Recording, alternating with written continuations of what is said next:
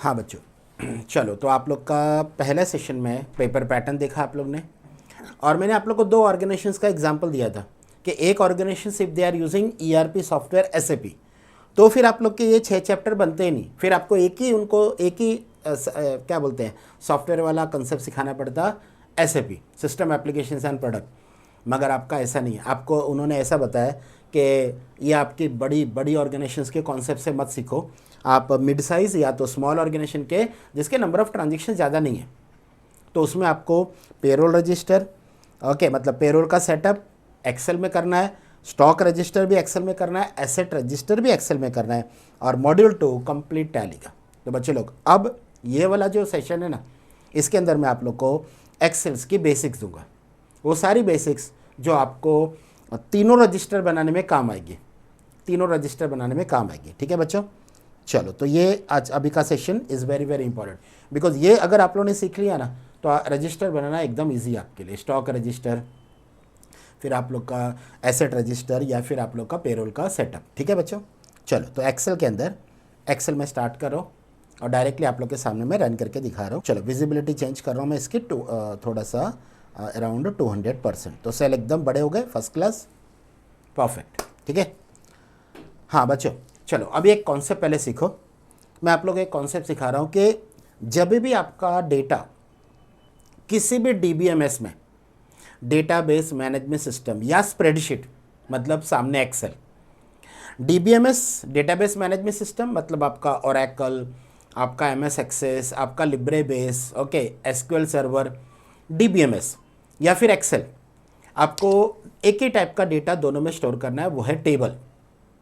तो सबसे पहले दिमाग में फिक्स कर लो कि जब भी हम लोग कोई टेबल बनाते हैं ना बच्चों, टेबल मतलब टेबुलर फॉर्म डेटा, तो एक कॉलम हम लोग कैसा रखेंगे पता है, उस कॉलम का डेटा पूरे रिकॉर्ड्स को यूनिकली आइडेंटिफाई करेगा,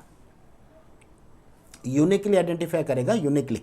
ओके, तो अगर मैं आप लोग को एक मिनट, आप लोग का first chapter number 1, okay module 1 का चैप्टर नंबर 1 एसेट रजिस्टर बताओ, तो एसेट रजिस्टर में यहाँ पे लिखा है typically the asset register includes the detail such as, बच्चे लोग ध्यान से देखना, सबसे पहला वो क्या बोलते हैं पता है, एसेट्स को आप आईडी दे दो, आइडेंटिफिकेशन दे दो, या उसको टैग दे दो। तो ये आइडेंटिफिकेशन और टैग का मतलब क्या, it's a unique identifier for each assets. मतलब अगर मैं एम्प्लॉय का टेबल बना रहा हूँ एक्सेल के अंदर, ठीक है, तो मेरा एम्प्लॉय आईडी होगा, बिकॉज वो एम्प्लॉय आईडी यूनिकली आइडेंटिफाई करेगा हर एक एम्प्लॉय को। बच्चे लोग एकदम इसको समझने के लिए एक सिंपल कंसेप्ट बोलो, आपके कॉलेज का रोल नंबर, सोच के देखो आपके पूरी क्लास में क्या 2 बच्चों का रोल नंबर सेम होता है, तो आप बोलोगे सर ऐसा तो होएगा ही नहीं। ओके, तो एक्चुअली जो रोल नंबर दिया ना आपको कॉलेज वालों ने, ओके हैंडल करने के लिए, एक्चुअली क्या है वो आईडी तो है, आईडी है ना बच्चे लोग, आइडेंटिफिकेशन, मतलब आप यूनिकली आइडेंटिफाई कर रहे हो हर एक का। नहीं तो क्या हो जाएगा, समझो 2 स्टूडेंट्स है, दोनों या 3 स्टूडेंट्स है, तीनों स्टूडेंट्स का नाम सचिन है, तो अटेंडेंस कैसे लेने का, फिर सचिन के साथ उसका सर नेम, फिर अगर सर नेम भी बाई चांस सेम हुआ तो फादर नेम, ओके बहुत मुश्किल हो जाता है ना अटेंडेंस लेना। तो कॉलेज वाले क्या करते हैं, आपको रोल नंबर देते हैं, तो रोल नंबर मतलब स्टूडेंट्स के केस में रोल नंबर, एम्प्लॉय के केस में अपना एम्प्लॉय आईडी, ओके सेल्समैन का टेबल होगा तो सेल्समैन आईडी, ओके एसेट्स का टेबल होगा तो एसेट्स आईडी, ये क्या पहला वही तो दिया आप लोग को, एसेट्स आईडी, करेक्ट। ठीक है, तो अगर एम्प्लॉय का टेबल होगा तो एम्प्लॉय आईडी, बराबर ना, अगर व्हीकल का टेबल होगा तो व्हीकल आईडी, अगर आधार कार्ड का टेबल है तो आधार कार्ड आईडी मतलब आधार कार्ड नंबर। ओके, मतलब आप लोग का हमेशा याद रखना बच्चों, जब भी आप डेटा टेबुलर फॉर्म में स्टोर कर रहे हो और आपको पता है कि ये आपको आगे जाके सॉफ्टवेयर में हैंडल करना है, उस डेटा को सॉफ्टवेयर के थ्रू हैंडल करना है, तो हमेशा एक यूनिक आइडेंटिफायर बनाना पड़ेगा। एम्प्लॉय का टेबल होगा तो एम्प्लॉय आईडी, स्टूडेंट का टेबल होगा तो स्टूडेंट आईडी, एसेट्स का टेबल होगा तो एसेट्स आईडी। इसको पता क्या बोलते हैं, this concept is called primary की, इसको प्राइमरी की बोलते हैं बच्चे लोग, प्राइमरी की। प्राइमरी की का मतलब क्या, डुप्लीकेट वैल्यू नॉट अलाउड और null values not allowed, null means blank, null means blank. तो हमेशा याद रखना, आप कोई भी इंफॉर्मेशन रखो बट सबसे पहला आपको आईडी देना पड़ेगा, और ये आईडी यूनिकली आइडेंटिफाई करेगा हर एक एसेट्स को, क्योंकि हम लोग पढ़ाई किसकी करने वाले हैं, एसेट रजिस्टर, है कि नहीं। तो अगर मेरा स्टॉक का टेबल होगा तो स्टॉक आईडी, अगर एसेट्स का टेबल होगा तो एसेट्स आईडी, अगर वो मेरा एम्प्लॉय का टेबल होगा तो एम्प्लॉय आईडी, अगर पेरोल का बात कर रहा हूँ मैं, है कि नहीं। तो आपका हमेशा पहला कॉलम यूनिक आइडेंटिफायर आपको बनाना है, जिससे आपको हर एक रिकॉर्ड को यूनिकली आइडेंटिफाई करना है। इस कॉन्सेप्ट को हमेशा याद रखना बच्चों, दिस इज़ वेरी इंपॉर्टेंट। चलो अब आप लोग का एक्सेल का कॉन्सेप्ट। हाँ, अभी एक्सेल में वैसे तो बहुत सारे फंक्शंस हैं, बट आप लोग के 3 चैप्टर में जो फंक्शंस इंक्लूडेड है उसमें बेसिक फंक्शंस यहाँ पे मैं लिख के रखता हूँ। वो फंक्शंस जैसे आप लोग को सम क्या है वो सीखना है, व्हाट इज सम, फिर एवरेज क्या है वो सीखना है, मतलब बेसिक फंक्शंस। ओके, फिर आप लोग को काउंट सीखना है, काउंट, और फिर तीनों के साथ इफ़ सीखना है। मतलब आप लोग का जो 3 चैप्टर है उसमें सम इफ़, फिर एवरेज इफ़, इसके साथ भी इफ़, एवरेज इफ़, फिर आप लोग का इवन काउंट इफ़। ठीक है, काउंट इफ़, मतलब तीनों के साथ आप लोग को इफ़ कैसे लगाना है वो सीखना है। फिर आप लोग का एक फंक्शन आप लोग को सीखना है नॉर्मल इफ़। फिर आप लोग का वी लुकअप और एच लुकअप। ठीक है, तो वापस मैं बोल रहा हूँ कौन से फंक्शंस आपको सीखने हैं, सम, एवरेज, फिर आप लोग का काउंट, फिर तीनों के साथ इफ़ का कंसेप्ट, मतलब सम if, average if, count if, फिर आपका नॉर्मल इफ़, फिर आप लोग का वी लुकअप, फिर आपका एच लुकअप। ठीक है बच्चे लोग, ये बेसिक फंक्शंस है। अगर कोई फंक्शन इसमें ऐड होगा सिखाने के टाइम मैं ऐड कर दूंगा, बट ये आप लोग के कितने 9 फंक्शंस आप लोग के सामने जो दिख रहे हैं ना, ये ऐसे फंक्शंस है। इसके अगर इसका नॉलेज अगर आपको नहीं है, ओके, तो आपका रजिस्टर्स कौन सा वाला, stock register, asset register, setup कौन सा, पेरोल का सेटअप, ये सब पॉसिबल नहीं है। ओके, तो ये आपके बेसिक 9 फंक्शंस आप लोग के सामने बच्चों, बेसिक 9 फंक्शंस आपके सामने। चलो अभी इसका सम का एग्जांपल मैं आप लोग को दे रहा हूँ, सम का एग्जांपल। ठीक है ना, मतलब एक रन करके दिखा रहा हूँ।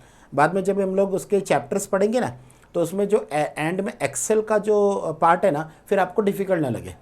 Okay, and that is the reason ये वाला पार्ट मैं सबसे पहले कवर कर रहा हूँ, ताकि जो फिर लिखा हुआ चीज़ विथ एक्सेल है तो आपको वो सारा कंसेप्ट भी समझ में आ जाए।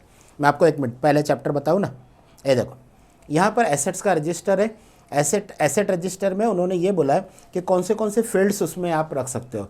एसेट्स का आईडी सबसे पहले रखना है क्योंकि ये प्राइमरी की है। फिर एसेट्स का डिस्क्रिप्शन, उसका लोकेशन कहाँ पे रखना है, वो बिल्डिंग है, उसका ऑफिस है, उसकी फैक्ट्री है। ओके, ओनर, उसका ओनर कौन है, मतलब ओनरशिप कौन है, कौन सा department who usage that. Okay, देखो ना कौन उसको यूज़ कर रहा है। एक्विजिशन, खरीदा कब, कितने में खरीदा, what is the cost, correct ना। तो ये सब ठीक है, लेकिन अब जब आगे जाओगे ना आप, ये देखो यहाँ पे मैं आपको दिखा रहा हूँ। ओके, जैसे ही यहाँ पे आप थोड़ा सा पोर्शन आगे जाओगे ना, तो यहाँ पर आपको दिखेगा कि if you are using Excel then what are the advantage. देखो एग्जाम्पल, एक देखो एग्जाम्पल ऑफ एसेट रजिस्टर, उन्होंने एक्सेल का एग्जाम्पल दिया है। ठीक है, और उसमें ये देखो यहाँ पे क्या लिखा है कि sum of the advantage are as follows. ये क्या है पता है बच्चों, कि एसेट रजिस्टर अगर आप एक्सेल में बनाते हो तो ये आपको एडवांटेजेस है। तो अगर आप ये देखोगे ना, cost effective, easy to setup and use, आप ध्यान से देखना यहाँ पे बातें वो किसकी करेगा पता है, एक्सेल की बातें करेगा। कि एक्सेल देखो ना, Excel is a cost effective, मतलब ये कॉस्ट इफेक्टिव एक्सेल के पॉइंट ऑफ व्यू से। Easy to setup and use मतलब एक्सेल के पॉइंट ऑफ व्यू से। Excel is relatively straightforward to setup, मतलब आपको एमएस ऑफिस इंस्टॉल करने को ज़्यादा बहुत सारा कॉम्प्लिकेशन नहीं करना पड़ता है, बहुत इजीली स्टोर कर सकते हो। और वैसे भी हर सिस्टम में आपका एमएस ऑफिस का एक्सेल वाला पार्ट तो होता ही है, वर्ड, एक्सेल और पावर पॉइंट, करेक्ट ना। तो और आप उसको कस्टमाइज़ भी कर सकते हो अपने हिसाब से, फ्लेक्सिबल और स्केलेबल है। तो जितने भी पॉइंट आपको दिख रहे हैं ना, ये सारे के सारे बच्चों, ये सारे के सारे जो एडवांटेजेस वाले कंसेप्ट दिख रहे हैं ना, ये आपको एसेट रजिस्टर के पॉइंट ऑफ व्यू से नहीं है, एसेट रजिस्टर यूजिंग एक्सेल के पॉइंट ऑफ व्यू से। समझ में आ गया मैं क्या बोल रहा हूँ। ये देखो ना, यहाँ पे सारा कंसेप्ट आपको देखो, पाइवोट टेबल, चार्ट्स, फिल्टर कहाँ पे मिलेगा आपको एक्सेल के अंदर मिलेगा। ओके, तो ये जो है ना, ये आपका चैप्टर, ये एक्सेल के पॉइंट ऑफ व्यू से एडवांटेजेस दिया है, and that is the reason आपको ये सारे फंक्शंस आने चाहिए। ठीक है, चलो तो अभी ये सम वाला कंसेप्ट कैसा है। हाँ, अगर यहाँ पर मैंने ना एक छोटा सा एक टेबल बनाया कि चलो ना ये वाला लेते हैं ना, अपना कुछ इसका जो आपके चैप्टर का डिटेल है ना, तो एसेट्स का रजिस्टर्स, मतलब एसेट रजिस्टर, ओके, या फिर आपका स्टॉक रजिस्टर। तो एक मिनट, एसेट्स आईडी मैंने पहला कॉलम लिया, फिर उसका डिस्क्रिप्शन, डिस्क्रिप्शन, उसका कॉस्ट, ऐसे 3 चीज़ लिया। ठीक है, मेरा फर्स्ट एसेट्स का आईडी है A001। तो एक्सेल में बच्चे लोग ये बेनिफिट है कि जब आप इसको ड्रैग करोगे ना तो आपको देखो बाकी 1 2 3 4 करने की ज़रूरत नहीं, अपने आप आ गया। ठीक है, अब ये हो सकता है कंप्यूटर है, मतलब मेरा एसेट्स का नाम है कंप्यूटर है, ये हो सकता है मशीन है, ओके, ऐसा कुछ कुछ करके एसेट्स के नाम है। ठीक है, चलो ये नाम है एसेट्स के, और ये उसका कॉस्टिंग, सपोज 56,000, 23,000, ऐसा करके अलग अलग कॉस्टिंग है। ठीक है, 34,000, ऐसा कुछ मैंने यहाँ पे कॉस्टिंग ले लिया। ठीक है बच्चे लोग, ये है उसका कॉस्टिंग। हाँ, अभी मेरे को क्या चाहिए, मेरे को जितने भी मेरे एसेट्स है ना, मेरे को उसका टोटल निकालना है कि what is the total. Okay, तो यहाँ पे रख के मैं जब इसका सम यूज़ करूँगा ना तो इन सब अमाउंट का मेरे को क्या मिलेगा, सम, मतलब टोटल। तो इज इक्वल टू सम, ध्यान देना बच्चे लोग, सम कैसे लेना है। There is a readymade function called sum. देखो बाजू में सारे फंक्शन डिस्प्ले कर रहा है एक्सेल के, बट मेरा जो फंक्शन है वो पहला वाला फंक्शन है। तो सम ब्रैकेट, इसकी जो रेंज है वो यहाँ से क्लिक करके लेना है, मतलब E2 से लेके कहाँ तक, इधर तक, E7 तक, बराबर ना। और फिर राउंड ब्रैकेट बंद करना, नहीं भी बंद किया तो अपने आप वो एक्सेल क्या कर देता है, बंद कर देता है। आप इसका क्लोजिंग का टेंशन मत लेना। ठीक है, और जैसे आपने एंटर किया 2,40,000, मतलब अगर मेरे ऑर्गेनाइजेशन में इतने सारे एसेट्स है, ठीक है, और ये उसका कॉस्टिंग है, तो मेरे को मेरा जो टोटल कॉस्ट है, यानी मेरे टोटल जो खरीदने का खर्चा है एसेट्स का, वो है 2,40,000। देखो ना, सब अमाउंट का टोटल। और अगर इधर मैं मॉडिफिकेशन भी कर दूँ ना, जैसे ये 34,000 नहीं है, 30,000 है, तो देखो 30,000 नीचे देखो टोटल अपने आप चेंज हो गया। ओके, 2,36,000 हो गया, 4,000 उसमें से लेस हो गया। देखो मतलब क्योंकि यहाँ पर मैंने फंक्शन यूज़ किया है ना सम, तो वो सारे जितने भी 7 सेल है ना उसका लिंक है, तो जब ऊपर का डेटा चेंज होगा तो नीचे अपने आप चेंज हो जाएगा टोटल्स। ये रजिस्टर बनाने का बेनिफिट बता रहा हूँ बच्चों, कि अगर आपका कोई एसेट रजिस्टर है, स्टॉक रजिस्टर है, या फिर आपका पेरोल का सेटअप है, तो अगर आपने सोर्स डेटा चेंज किया तो target data gate reflected automatically, आपको उसको चेंज करने की ज़रूरत नहीं है। मैं वो समझा रहा हूँ। जैसे अगर आपका पेरोल रजिस्टर है, आपने DA कैलकुलेट किया है किसी एम्प्लॉय का, dearness allowance, house rent allowance, provident fund, HRA, okay, house rent allowance, तो आपने कैलकुलेशन करके रख दिया, लेकिन जैसे ही आपने उसकी बेसिक सैलरी चेंज की तो HRA अपने आप चेंज हो जाएगा, आपको थोड़ी बार बार चेंज करने की ज़रूरत है। See this is the concept of Excel बच्चे लोग, ये एक्सेल का एक बहुत बड़ा एडवांटेज है।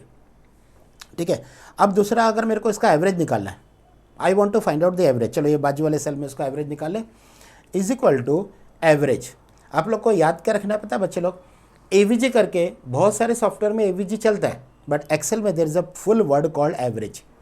एवरेज में भी आपको रेंज कौन सी देनी है, वही रेंज देनी है जो आपने सम के लिए दिया था। तो दिस इज द एवरेज, ये आपका एवरेज कॉस्ट निकला, ये टोटल कॉस्ट निकला, ये एवरेज, मतलब इसको 7 से डिवाइड किया होगा।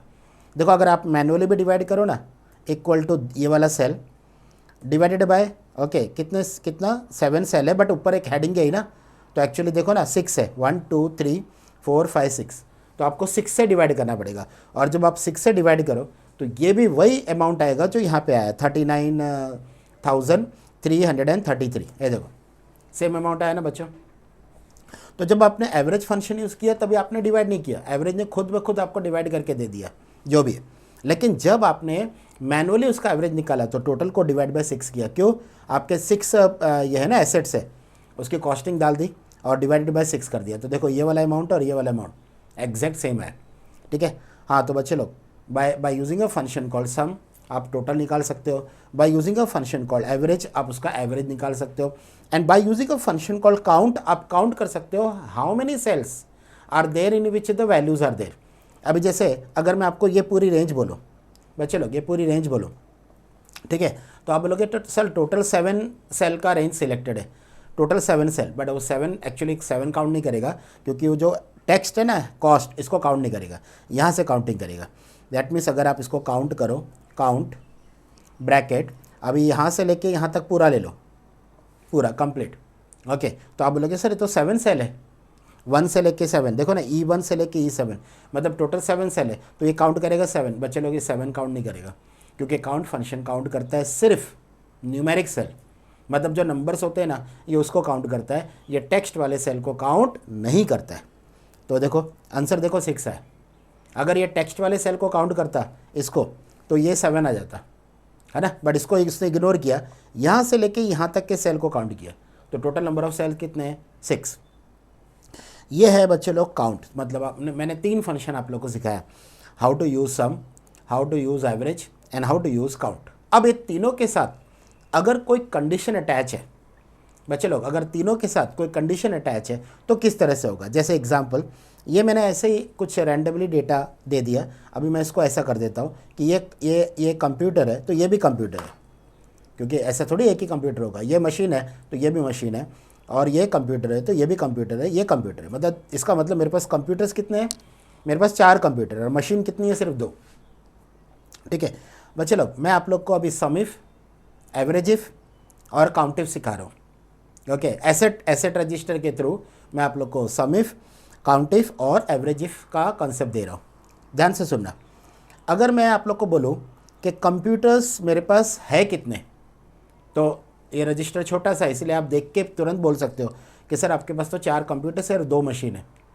वो मशीन कुछ भी हो सकती है, जैसे ड्रिल मशीन हो सकती है, कोई लेथ मशीन हो सकती है, कोई मशीन हो सकती है, करेक्ट ना। हाँ, लेकिन जो मेरे पास सिस्टम्स है, इन्हें कंप्यूटर्स है, वो मेरे पास 4 है। तो मेरे को ना काउंट इफ से ना मेरे कंप्यूटर्स काउंट करने कितने, 1 2 3 4। ओके, मतलब मेरे पास टोटल 4 कंप्यूटर्स है। ये तो छोटा रजिस्टर है, आपको देख के पता चल रहा है। ओके, लेकिन अगर बड़ा रजिस्टर होगा, एक मिनट इसकी विजिबिलिटी थोड़ा कम कर दूँ, हाँ 150%। तो टेबल छोटा है, देख के पता चल रहा है बच्चों 4 कंप्यूटर्स है। लेकिन अगर टेबल में बहुत सारे रिकॉर्ड्स है, रिकॉर्ड्स मतलब ऐसा, करेक्ट ना, तो फिर बहुत मुश्किल होता है आंसर देना कि कितने कंप्यूटर्स है, कितनी मशीन है, कितने इक्विपमेंट है, कितने टूल्स है, कितने ड्रिल है, करेक्ट ना। ओके, मतलब जो भी औजार है, ओके, मतलब जो ऑप्शंस है वो कितने, बहुत मुश्किल है निकालना। तो देखो मेरे को अभी क्वेश्चन क्या है कि मेरे को ना कंप्यूटर्स कितने हैं वो जानना है। तो there is a function call count if, मतलब मेरे को काउंट करना है बट साथ में कंडीशन अटैच हो गई ना, मेरे को काउंट करना है बट साथ में कंडीशन अटैच हो गई कि I want to know how many total computers are there, how many total computers are there. ठीक है ना, फाइन। तो is equal to count if. Count if का सिंटेक्स देखो बच्चे लोग, काउंट इफ का सिंटेक्स क्या बोलता है, पहला रेंज है फिर क्राइटेरिया है, पहला रेंज है फिर क्राइटेरिया है। रेंज का मतलब आपको कौन सी रेंज में कंप्यूटर्स आपको मिलेंगे वो रेंज दे दो। तो मैंने ये वाली पूरी रेंज दे दी, D2 से लेके D7, क्योंकि कंप्यूटर इसके अंदर ही है। फिर उसके बाद डबल इन्वर्टेड कॉमा, आपको क्या सर्च करना है इसमें, कंप्यूटर। ओके, बस इतना आपने अगर दे दिया ना बच्चों, तो यह आपको कंप्यूटर्स काउंट करके नंबर्स बताएगा। So how many computers are there in this range, आप देख लो 4, तो आंसर इज़ 4। और अगर कंप्यूटर्स की जगह पे मैं मशीन काउंट करूँगा, तो बच्चे लोग मशीन आपको पता है how many machines are there, around 2 machines are there, तो आपका आंसर आएगा 2। ये देखो machine, so how many machines are there, only 2 machines are there, and how many computers are there, 4 computers are। देखो, तो काउंट इफ कब use करने का, जब आपको कोई चीज़ काउंट करना है with some condition, with some criteria. Actually condition को एक्सेल है ना, क्राइटेरिया बोलता है। ओके, अच्छा, अब ये सम इफ का कंसेप्ट कैसा होगा पता है बच्चों, कि जैसे कंप्यूटर का कॉस्टिंग ये रहा, एक काम करते हैं राउंड फिगर लेते हैं, 50,000, ओके, ये भी 50,000, ये भी 50,000, मतलब सारे कंप्यूटर मेरे 50,000 के, और ये भी 50,000। ठीक है, मतलब मेरा सारा जो 4 कंप्यूटर्स है ना 50,000 के, तो 4 कंप्यूटर का 50,000 1 लाख रुपीज़, फिर वापस 50 यानी 1 लाख, मतलब पूरा का पूरा 2 लाख। तो what is the question in this case, the question is कि कंप्यूटर की जो कॉस्टिंग है ना 50,000, ओके, 4 कंप्यूटर्स की कॉस्टिंग 2 लाख। मतलब उन्होंने क्या बोला कि जो कंप्यूटर्स का जो 4 कंप्यूटर्स का जो कॉस्टिंग है ना, ओके, तो 4 कंप्यूटर का कॉस्टिंग का टोटल निकालना है। मतलब जो सम है वो तो ये रहा 3,03,000। बट अभी क्वेश्चन क्या है कि I want to find out the total, okay, only when the description is a computer. तो ये रहा आप लोग का सम इफ, मतलब मेरे को सम निकालना है but based on some condition, मेरे को सम कैलकुलेट करना है बट बेस्ड ऑन कंडीशन। तो इसका सम इफ कैसे होगा, is equal to sum if bracket. उसका सिंटेक्स देखो बच्चे लोग, रेंज, क्राइटेरिया और सम रेंज। तो ये जो क्राइटेरिया है ना, ये वाली रेंज में फाइंड आउट करेगा। सो जैसे मैंने इसको सिलेक्ट किया, मतलब इसके अंदर मेरे को क्या फाइंड आउट करना है, I want to check a computer, ठीक है। हाँ, लेकिन मेरे को सम किसका निकालना है, इसका निकालना है, तो कॉमा करके सम रेंज लास्ट में ये वाली, ये तो ये क्या करेगा, एग्जैक्टली कंप्यूटर के सामने का जो टोटल है ना, मतलब जो अमाउंट है ना, उसका सम निकाल के देगा। मतलब 50,000 50,000 50,000 4 टाइम है, यानी इसका आंसर आना चाहिए 2 लाख। बच्चे लोग आंसर देखो 2 लाख, आंसर देखो एग्जैक्ट 2 लाख, ठीक है। और अगर मैं इसका एवरेज इफ निकालूंगा तो यही 2 लाख को वो क्या करेगा, 4 से डिवाइड कर देगा। सिंपल कंसेप्ट, 4 से डिवाइड कर देगा। ओके, मतलब अगर मैं सम इफ की जगह एवरेज इफ, सिर्फ सम इफ की जगह अगर मैं यहाँ पे एवरेज इफ डाल दूँ, ठीक है, तो 50,000 आया। कैसे किया उसने, इंटरनली उसने सबका टोटल निकाला होगा और नंबर ऑफ जो कंप्यूटर्स है वो 4 है, 4 से डिवाइड कर दिया तो उसको एवरेज मिल गया। This is your average if. अच्छा, ये कंप्यूटर्स का एवरेज इफ है। अगर मेरे को मशीन का एवरेज इफ निकालना है तो यहाँ पे कंप्यूटर की जगह पे मशीन आ जाएगा। ये मशीन का एवरेज है, ठीक है। और मशीन का अगर मेरे को सम निकालना है, दोनों मशीन का सम, तो एवरेज इफ की जगह पे सम इफ इधर, मतलब दोनों मशीन का टोटल। सम इफ फिर रेंज, क्राइटेरिया और सम रेंज। मशीन का टोटल है 1,03,000। ये देखो, ये वाली मशीन 80,000 की है, ये वाली मशीन 23,000 की है, और दोनों मिला के 1,03,000। ये देखो आपके सामने। और जब मैंने एवरेज इफ बोला था तभी उसने एवरेज इफ, और इसको अगर मैं काउंट इफ में डालूंगा तो मशीन कितनी है, सिर्फ 2, ओनली 2। बट बच्चे लोग आपने एक चीज़ ऑब्जर्व किया, जब मैं सम इफ निकाल रहा हूँ और एवरेज इफ निकाल रहा हूँ तो 3 आर्गूमेंट देना पड़ रहा है, बट जब काउंट इफ कर रहा हूँ तो सिर्फ 2 आर्गूमेंट की ज़रूरत पड़ती है, रेंज, क्राइटेरिया। लेकिन जब मैं सम इफ करता हूँ, यानी सम इफ अप्लाई करता हूँ एक्सेल के अंदर और एवरेज इफ अप्लाई करता हूँ, तो I have to use 3 argument, bracket में मेरे को 3 आर्गूमेंट देना पड़ता है। ये बात आपको ध्यान रखनी है, ठीक है। तो चलो, ये फंक्शंस हो गए आप लोग के 6 फंक्शंस का मैंने आपको थोड़ा सा प्रैक्टिकल दिया। अभी ये 3 फंक्शन सीखते हैं, इफ़, वी लुकअप और एच लुकअप। तो आपके रजिस्टर्स में ना उन्होंने वी लुकअप और इफ़ का कंसेप्ट भी यूज़ किया है, ठीक है बच्चों। चलो, अब ये टेबल के ऊपर अगर मैं इफ़ अप्लाई कर रहा हूँ, इसके ऊपर मैं इफ़ अप्लाई कर रहा हूँ इसके ऊपर, ठीक है। तो मेरा इफ़ कैसे होगा, सपोज़ मेरे को ना यहाँ पे बोनस कैलकुलेट करना है। बट बोनस कैसे होगा, जो मशीन्स है ना, मशीन्स, ठीक है, मशीन्स, या फिर ऐसा करते हैं एक और कॉलम लेते हैं, सिटी, ठीक है, और उसके बाद बोनस। ना व्हाट अबाउट सिटी, सपोज़ कुछ सिटी दिल्ली है, ओके, और कुछ सिटी मुंबई है। मतलब मेरे पास 2 ही सिटी का डेटा है, ओके। अभी एक्चुअली देखा जाए तो यहाँ पे ये वाले एम्प्लॉय, ये टेबल में ना एक्चुअली सिटी फिट नहीं हो रहा है, लेकिन थिंक अबाउट पेरोल, मतलब आपका ये थोड़ा सा एक मिनट रुको, पेरोल वाला कॉन्सेप्ट लेते हैं, ओके। विजिबिलिटी चेंज करता हूँ, मतलब मैं पेरोल सेटअप के अंदर आपको इफ़ सिखा रहा हूँ। ऐसे सोचो, मैं पेरोल सेटअप के अंदर आपको इफ़ सिखा रहा हूँ, क्योंकि वो तो आपका एसेट रजिस्टर था ना, एसेट रजिस्टर में थोड़ा फिट नहीं हो रहा था, इसीलिए मैंने ये वाला डेटा लिया। हाँ, तो एम्प्लॉय आईडी, EMP आईडी, ठीक है, ये एम्प्लॉय का ID, these are the names I have taken. फिर आपका ये उसकी बेसिक सैलरी, और उसके ऊपर उसका DA, ये आप लोग का पेरोल सेटअप का एग्जाम्पल, उसका HRA, हाउस रेंट अलाउंस, और ये सपोज टोटल, ये उसका टोटल मतलब नेट, यानी टोटल सैलरी, ठीक है ना। और ये एम्प्लॉय का आईडी E001, और इसको ड्रैग कर देंगे तो एम्प्लॉय की आईडी अपने आप जनरेट हो जाएगी, ठीक है। देखो, एम्प्लॉय आईडी जनरेट हो गए। वैसे ही मैंने ना नेम्स एक्सेल के अंदर स्टोर करके रखे हैं। अगर उसमें से मैंने एक नाम टाइप किया तो जो नेम मैंने स्टोर करके रखे हैं वो आपको आप उसमें से जनरेट कर सकते हो, आपको बार बार फिर टाइप करने की ज़रूरत नहीं, ठीक है ना। ये वाले, ये देखो, ये सारे नेम, ठीक है। तो ये वाले जो नेम्स मैंने जो स्टोर करके रखे ना बच्चों, इसका ऑप्शन यहाँ पर है, फाइल, इसमें ऑप्शन करके आता है। अगर डायरेक्ट दिख गया तो ठीक है, नहीं तो मोर में, ओके, ऑप्शंस। मैं खाली प्लेस बता देता हूँ, तो आप भी ऐसे नेम्स को स्टोर करके रख सकते हो। अगर आपको रीयूज़ करना है सारे नेम्स को, तो एक बार ऑप्शंस में जाके, ओके, ऑप्शंस में जाके यहाँ पे ये आप लोग का एडवांस्ड, ऑप्शन में एडवांस्ड, ओके, और एडवांस में राइट हैंड साइड पे स्क्रॉल करके एकदम नीचे जाओगे ना, तो there is a option called custom list.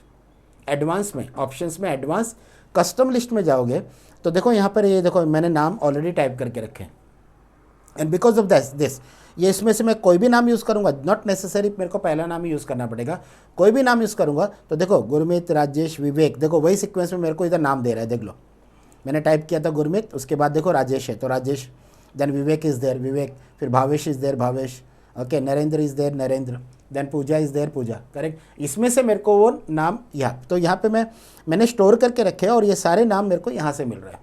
This is the place you can store the names. और एक बार आप स्टोर करके रखोगे ना, बाद में फिर आपको अगेन एंड अगेन अगर आपको नेम्स का यूज़ करना है तो टाइप करने की ज़रूरत नहीं। ठीक है बच्चों, मैंने वो आप लोग को प्लेस बता दिया। ठीक है, चलो अभी ये बेसिक सैलरी 56,000, सपोज मैंने यहाँ पे कुछ ऐसा सैलरी दिया 56,000, 23,000, ऐसा कुछ सैलरी फटाफट मैं इंटर कर देता हूँ। ठीक है, ऐसा कुछ ऐसा ऑड नंबर भी देता हूँ, इवन नंबर नहीं, सब मिक्स देता हूँ ऐसा। ठीक है, ये मैंने कुछ सैलरी दे दी। ठीक है, हाँ, अभी उनका कंसेप्ट क्या है कि आपका अगर नॉर्मल डीए निकालना है, इसके ऊपर कुछ परसेंटेज, जैसे इसका 20% निकालना है या उसका 10% निकालना है, तो फार्मूला ऐसा बनेगा, equal to what is the first basic, ये रहा। तो मैंने ये फर्स्ट बेसिक लिया, पहले एम्प्लॉय का बेसिक लिया। आपको कैलकुलेशन में सिर्फ एक याद रखना है, एक के लिए आपको कैलकुलेट करना है, बाकी तो सिर्फ ड्रैग करना है। ठीक है, ये वाले सेल का कितना परसेंट, 10%। बच्चे लोग देखो ये रहा फार्मूला, C2 का 10%, तो C2 इंटू 10%, बस इतना बोल देना एक्सेल के अंदर। ये देखो 10% आ गया इसका, और जब भी इसका गुरमीत का 10% आ गया तो राजेश, विवेक, भावेश के लिए कुछ करने की ज़रूरत नहीं। ये आपका जो डॉट वाला कंसेप्ट है ना, इसको फिल हैंडल बोलते हैं। आपको सिर्फ फिल हैंडल को क्या करना है, ड्रैग, हो गया, बाकी सबका 10% रेडी। अभी देखो किसकी कौन सी जगह पे देखो इन्होंने पॉइंट डेसिमल भी दिया है, मतलब डेसिमल के बाद डिजिट है और यहाँ पे नहीं है, तो यूनिक फॉर्मेट होना चाहिए ना सबका। ठीक है, तो उसके लिए अगर आप ये होम टैब पे क्लिक करोगे ना, तो इंक्रीज़ और डिक्रीज़ देखो ना, नंबर्स इंक्रीज़ और डिक्रीज़ द डेसिमल प्लेसेस है, देखो तो क्या हो गया पता है, हर एक जगह पे 2 डिजिट को यूनिक फॉर्मेट ले रहा है, मतलब यूनिफॉर्म फॉर्मेट होना चाहिए ना, ऐसा मिक्स नहीं होना चाहिए। कहीं पे पॉइंट करके कुछ नंबर है, कहीं पे कुछ भी नहीं है, तो नहीं चलेगा ना ऐसा। ये परफेक्ट हो गया, देखो डेटा ये परफेक्ट हो गया। ठीक है ना, अभी इसका एचआरए भी ऐसे कैलकुलेट कर सकते हो। हाँ, अभी मेरे को इसमें एचआरए कैसे कैलकुलेट करना है वो देखना, मैं आप लोग को इफ़ सिखा रहा हूँ कि इफ़ द बेसिक इज़ 25,000 और मोर, अगर 25,000 और उसके ऊपर बेसिक है ना, तो जो एचआरए होगा ना, एचआरए वो बेसिक का 50%, अदरवाइज बेसिक का 25%। बच्चे लोग क्वेश्चन वापस सुनो एक बार, 25,000 के अगर ऊपर बेसिक है तो जो एचआरए है ना वो उसका 50%, किसका, बेसिक का, नहीं तो 25%। अगर 25,000 से कम है तो सीधा 25%। ठीक है, अब इसका इफ़ कैसे बनेगा, बच्चे लोग ध्यान देना। इफ़ मैं आप लोग को इफ़ का एग्जांपल दे रहा हूँ, इफ़ दिस बेसिक मतलब आप लोग का C2, if it is greater than 25,000, if it is greater than 25,000, मतलब ये कंडीशन हो गई। अभी ये कंडीशन का 2 रिजल्ट आएगा, कंडीशन के हमेशा 2 रिजल्ट होते हैं, या तो ट्रू या तो फॉल्स। तो अगर ये ट्रू है तो जो बेसिक है ना, फिर से एक बार बेसिक मतलब आपका C2, ओके, इसका कितना परसेंट, इसका 50%, ओके।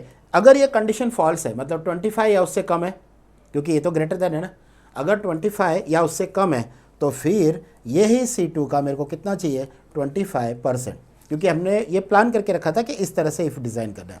अगर 25,000 से ऊपर होगा तो 50%, नहीं तो 25%। तो देखो गुरमीत के केस में ये 50% आया, देखो इसका 50%, लेकिन बाकी जो 25,000 से कम है, तो आप खाली राजेश का चेक कर लो, ये 50% नहीं 25% है, देख लो 23,000 का 50% नहीं है, 25% का कैलकुलेशन। तो वो अकॉर्डिंगली चेक कर रहा है, बेसिक्स को चेक करके अकॉर्डिंगली उसका एचआरए कैलकुलेट कर रहा है। बच्चों दिस इज़ योर इफ़, मतलब आपका इफ़ का कैलकुलेशन कैसे होना चाहिए। इफ़ का सिंटेक्स है, इफ़ के ब्रैकेट में पहले आता है कंडीशन, अगर कंडीशन ट्रू है तो पहला वाला जो एक्सप्रेशन है, अरिथमेटिक एक्सप्रेशन है, वो परफॉर्म होगा, और अगर कंडीशन फॉल्स है तो नेक्स्ट जो है ना वो परफॉर्म होगा। Now this is your if का कंसेप्ट। फिर अभी मेरे को टोटल निकालना है, तो फिर तीनों को मैं सम कर सकता हूँ, इसको और इसको, मतलब इज इक्वल टू सम लेके अगर ये रेंज दे दूँ ना, तो ये मेरे को टोटल निकाल के देगा, is equal to sum of this. मतलब ये आप गुरमीत का बेसिक डी और एचआरए का रेंज ले लो, तो जब एक का सम आ जाएगा ना, C2 से लेके F2 नहीं, F2 नहीं, E2 तक, ओके यहाँ पे ये भी आ गया ना, इसके लिए 0 दे रहा है, 1 मिनट, इज इक्वल टू सम में मेरे को 3 ही सेल लेने पड़ेंगे, यहाँ से लेके यहाँ तक, F2 नहीं आएगा ना उसमें, एंटर, तो ये आ गया 89,600, और जब एक का टोटल आ गया तो इसको ड्रैग कर दो तो बाकी का भी टोटल आ गया। इसमें भी देखो डेसिमल प्लेस यूनिक नहीं है, देखो इसमें डेसिमल प्लेस देखो 1 डिजिट ऊपर नहीं है, तो from here you can increase और डिक्रीज द डेसिमल प्लेसेस। ये होम टैब है ना, यहाँ से आप लोग इंक्रीज और डिक्रीज लेके देखो ना, सब जगह पे 0.00, जिधर नहीं भी है उधर देखो 0.00 ऐड हो गया, तो इट लुक्स गुड। जब इसका प्रिंट आउट इधर भी इसको कैसे इसको भी कर दो, देखो 0.5 देखो इधर, तो यहाँ पे भी डेसिमल प्लेसेस को 2 डिजिट तक ले लो, 2 डिजिट, तो अभी ये बेटर हो गया, इट इज़ बेटर नाउ, ठीक है। ये बन गया आपका एक पेरोल सेटअप का एक छोटा सा एग्जाम्पल। पेरोल सेटअप में डिपेंड अपॉन योर ऑर्गेनाइजेशन, आपके ऑर्गेनाइजेशन के साइज़, आपके ऑर्गेनाइजेशन का टाइप, उसके ऊपर डिपेंड है कि आपको कौन सा चीज़ रखना है। अगर आपके पास इनकम टैक्स, फिर आपका प्रोविडेंट फंड, फिर LIC का अमाउंट सब अगर है, तो फिर आप वैसा टेबल बनाते जाओ ना। मैंने तो आपको खाली कुछ कॉलम्स का एग्जांपल दिए कि DA, HRA और basics.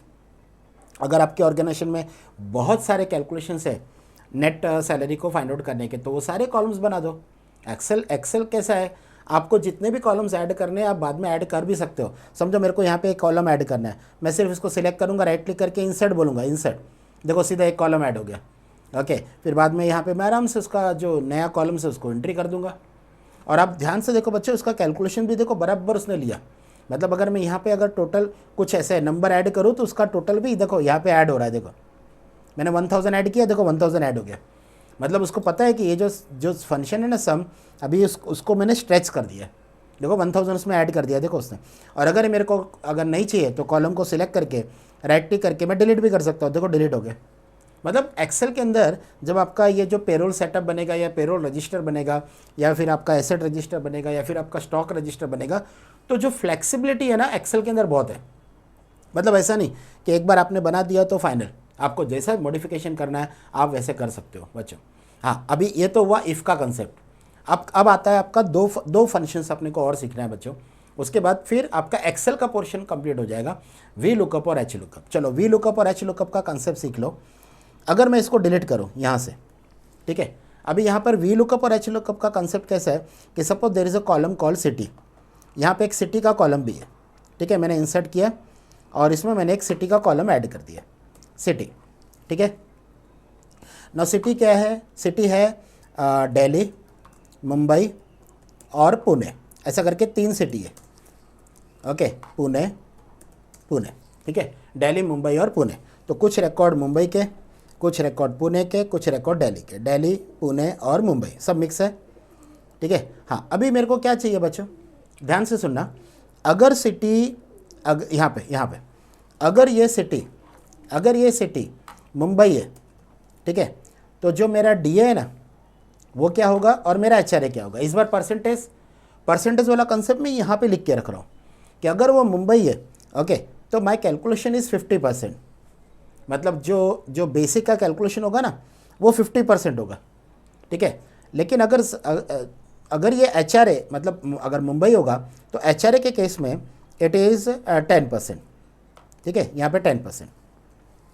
If it is Delhi तो this is 25% and this is a 5%. But if it is a Pune, this one is 10%, and this one is just 2%. इस तरह से मैंने HRA का और DA का कैलकुलेशन एक बाजू में टेबल में दे के रखा, ठीक है। अब मेरे को क्या चाहिए कि यहाँ का जो कैलकुलेशन है ना वो परसेंटेज यहाँ पे लेना चाहिए, बट उसमें पहले सिटी चेक करना चाहिए। अब ये है ना बच्चे लोग, इफ़ से पॉसिबल है, बट इसमें एक सबसे अच्छा ऑप्शन है, इसमें वी लुकअप का कंसेप्ट है। आप जब वी लुकअप यूज़ करोगे ना तो is equal to V lookup में आप सबसे पहले कॉलम में सिटी है तो आप सिटी वाले कॉलम पे इधर क्लिक करो, फिर कॉमा करके ये वाली रेंज, बट ये वाली रेंज आपको डॉलर में लेनी है। क्यों? जब मैं ड्रैग करूँगा तो ये जो ब्लॉक है ना ये मेरे को सबके लिए फिक्स होना चाहिए, तो this you have to take a dollar. मैं F4 प्रेस कर रहा हूँ कीबोर्ड से और देखो आपका फॉर्मूला डॉलर में कन्वर्ट हो गया। मतलब आपका जो रेफरेंस है ना रिलेटिव से एब्सोल्यूट हो गया। कॉमा, अभी इसमें DA किधर है तो DA आपका सेकंड कॉलम में, तो कॉमा 2, कॉमा 2। बच्चे लोग अब ये क्या देगा, देखो ये सिर्फ मेरे को देखो इसका परसेंट, दिल्ली के सामने कितना है 25, और 25% मतलब 0.25। तो देखो मेरे को ये सिर्फ परसेंटेज मिल रहा है, कितना है ये देखो, सिर्फ परसेंटेज। देखो मुंबई के सामने देखो 25%, ओके मुंबई के सामने मुंबई 25, ओके नहीं मुंबई के सामने 50%, 0.50 आना चाहिए, 0.25 आ रहा है, मतलब ये रॉन्ग है। मतलब ये वी लुकअप जो मैंने अभी आप लोग के सामने किया कॉमा 2, बच्चे लोग ये क्या सही दे रहा है क्या, देख लो एक बार वेरीफाई कर लो। दिल्ली के सामने 25% बराबर है, लेकिन मुंबई के सामने भी 25%, मतलब it is wrong, it is wrong. ये मेरे को यहाँ पे क्या आना चाहिए, पहला बराबर है बट दूसरा यहाँ पे 50% आना चाहिए। तो एक्चुअली प्रॉब्लम क्या आ रहा है पता है, यहाँ पे मेरे को ये ना एग्जैक्ट मैच करना है। तो यहाँ पे एक और आर्गूमेंट है, और वो है कॉमा फॉल्स। कॉमा फॉल्स मतलब क्या, आपको एग्जैक्ट मैच करना है, comma false, you have to match exact and then drag it. बच्चे लोग अब जरा देखना, मुंबई के सामने 50% है, देखो इधर आ गया, और पूना के सामने देखो 10%, परफेक्ट। बट मेरे को क्या चाहिए था, 25% ऑफ दिस अमाउंट। ये तो सिर्फ यहाँ से परसेंटेज दिया ना उसने, मेरे को अमाउंट चाहिए। तो अभी मैं सिर्फ इसमें एक चेंज करूँगा, लास्ट में जब मेरे को परसेंटेज दे लास्ट में multiply by D2, multiply by D2, तो ये मेरे को सैलरी का उतना परसेंट, ओके दिल्ली में मेरे को उसने देखो, एक मिनट खाली 2-3 सेल जरा वेरीफाई कर लो, दिल्ली का कितना है 25%, तो इसका 25% ये रहा। चलो कैल्सी में अगर आप कैलकुलेशन करके देख लो आपको समझ में आ जाएगा। 23,000 में मुंबई है, तो मुंबई का 50% देखो, मुंबई का 50% देखो, 23,000 का एग्जैक्ट हाफ मिलेगा। और पूना में 10% है, तो देखो पूना का 10% है, देखो यहाँ पे अमाउंट चेक कर लो, आपको एग्जैक्ट 10% मिलेगा। Now this is the concept of V lookup. Last time वो मुंबई का परसेंटेज रॉन्ग क्यों आ रहा था, क्योंकि मैंने कॉमा फॉल्स एग्जैक्ट मैच का आर्गूमेंट दिया ही नहीं था, तो वो अप्रोक्सीमेट मैच ले रहा था। तो उसमें कुछ सेल करेक्ट थे, कुछ रॉन्ग थे, बट मेरे को सारे करेक्ट चाहिए। तो मेरे को क्या बोलना पड़ेगा, कॉमा फॉल्स, मतलब आपको एग्जैक्ट मैच करना पड़ेगा। ये वाला जो सिटी है ना इस डॉलर वाली रेंज के अंदर, उसको एग्जैक्ट मैच का argument you have to put. अभी जैसे HR है, तो HR का मेरे को फॉर्मूला कैसे देना पड़ेगा, is equal to V lookup bracket, वापस मेरे को सिटी चेक करना है क्योंकि सिटी है मेरे पहले कॉलम में, ये मैंने चेक दिया। फिर मेरे को ये वाली रेंज डॉलर में देनी है, ये पूरी रेंज डॉलर, मतलब F4 प्रेस कर दो, डॉलर में कन्वर्ट हो जाएगी F4। अब इस रेंज का, डॉलर वाली रेंज का मेरा थर्ड कॉलम है, डॉलर वाली रेंज का मेरा थर्ड कॉलम है, तो कॉमा 3, बट इसमें भी आपको एग्जैक्ट मैच तो देना ही पड़ेगा ना बच्चों। तो कॉमा करके फॉल्स, कॉमा करके फॉल्स मतलब एग्जैक्ट मैच। तो देखो उसने दिल्ली का, देखो दिल्ली में कितना 5%, देखो 0.05 लिया, ठीक है। एक बार पहले परसेंटेज चेक कर लो, बाद में मल्टीप्लाई विद सैलरी कर देंगे। मुंबई का कितना लिया उसने, मुंबई का 10% बराबर लिया, और पूना का 2% लिया, हाँ पूना के सामने देखो 2% लिया। जब परसेंटेज करेक्ट है फिर उसके बाद में इसको मल्टीप्लाई विथ वॉट, आपका जो बेसिक्स है वो, और आपका बेसिक सैलरी किस में है, D2 में। तो बच्चे लोग लास्ट में मल्टीप्लाई, पहले क्या करने का, पहले परसेंटेज लेने का, पहले परसेंटेज राइटिंग के लिए पहले चेक कर लो, और बाद में D2 के साथ उसको क्या करो, मल्टीप्लाई। आ गया बराबर, मतलब इसने परसेंटेज के हिसाब से परफेक्ट कैलकुलेट किया, ओके। ये देखो, और इसका फ़ायदा पता क्या है वी लुकअप का, कि फ्यूचर में अगर आपने इसको चेंज किया ना, जैसे एग्जांपल पूना के सामने देखो ये अमाउंट है, ये और ये, अब ज़रा ध्यान देना, मैं इसको कर रहा हूँ 12% और इसको कर रहा हूँ 4%, तो देखो इसका दोनों चेंज हो गया। देखो पूना के सामने ये भी चेंज हो गया, ये भी चेंज हो गया, और यही नहीं, यहाँ पे जो नीचे पूना है उधर भी चेंज हो गया। ये इसका ये एक बेनिफिट है। बट ये वी लुकअप से यूज़ किया हमने, नेस्टेड मतलब मल्टीपल इफ से यूज़ नहीं किया, क्योंकि वी लुकअप बहुत ही स्ट्रॉन्ग और पावरफुल कंसेप्ट है बच्चे लोग। अभी आप बोलोगे सर फिर एच लुकअप का कंसेप्ट कैसा है, देखो एच लुकअप में ये आपका जो डॉलर वाली रेंज है ना, इसको आपको वर्टिकल से हॉरिजॉन्टल कर देना है। जैसे आपने वर्टिकल से हॉरिजॉन्टल लिया ना, आपको फिर जो अप्लाई करना है वो आपका वी नहीं होगा, एच होगा। जैसे एग्जांपल, ओके, मैं सिर्फ एक काम करता हूँ, यहाँ पे DA निकाल देता हूँ, और मैं इधर एक अभी जो टेबल बना रहा हूँ ना वो इस तरह से बना रहा हूँ कि सिटी, यही सेम कंसेप्ट, मुंबई, दिल्ली और पुणे, मुंबई, दिल्ली और पुणे। अभी देखो इस तरफ ऐसा है, मतलब अभी ये वर्टिकल नहीं, अभी ये हॉरिजॉन्टल है, ओके। और एक मिनट ठहरो, इसका विजिबिलिटी थोड़ा कम कर दूँ, विजिबिलिटी इसका 125%, 125%, हाँ बच्चे लोग, तो अभी आपको ये बराबर दिखेगा कि कंसेप्ट में क्या टाइप कर रहा हूँ। मुंबई, दिल्ली एंड पुणे, ठीक है।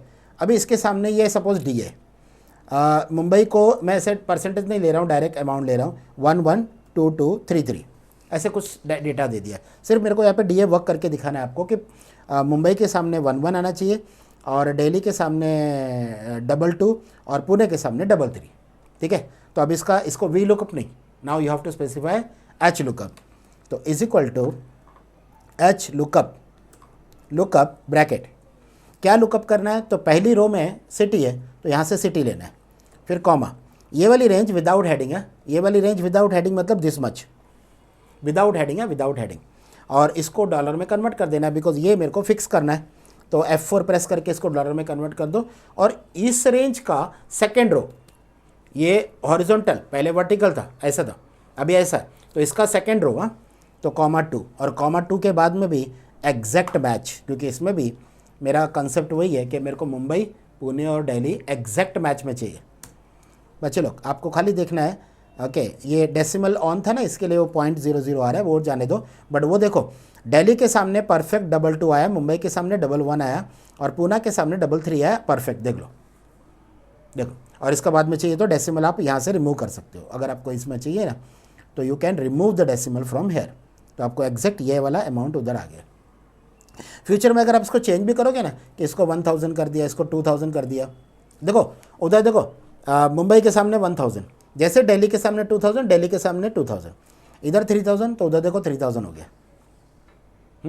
यहाँ पे चेंज किया, तो ये आप लोग का एच लुकअप, ये आप लोग का वी लुकअप, एच लुकअप और इफ़। बच्चे लोग, इसका मतलब मैंने आप लोग को टोटल 9 फंक्शंस का थोड़ा सा प्रैक्टिकल कंसेप्ट दिया, और ये बहुत इंपॉर्टेंट है क्योंकि जब आप लोग को एक्सेल्स का बेसिक्स में ये 9 फंक्शंस आएंगे और नॉर्मल पेरोल का कैलकुलेशन करने के लिए जैसे DA या PF, ओके, या टैक्स, ओके, तो उसके बाद ही आप लोग का रजिस्टर्स मेंटेन होगा ना, तो रजिस्टर बनेगा कैसे।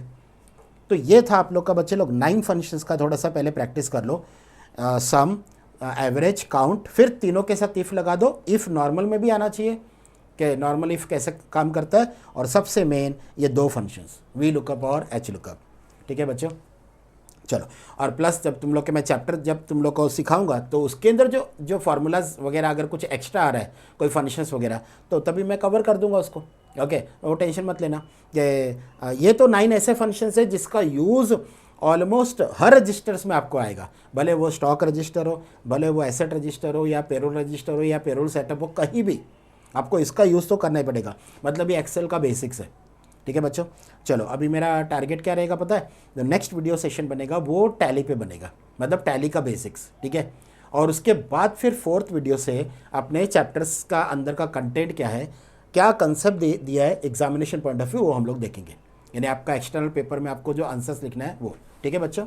चलो बाय बच्चों, बाय, टेक केयर।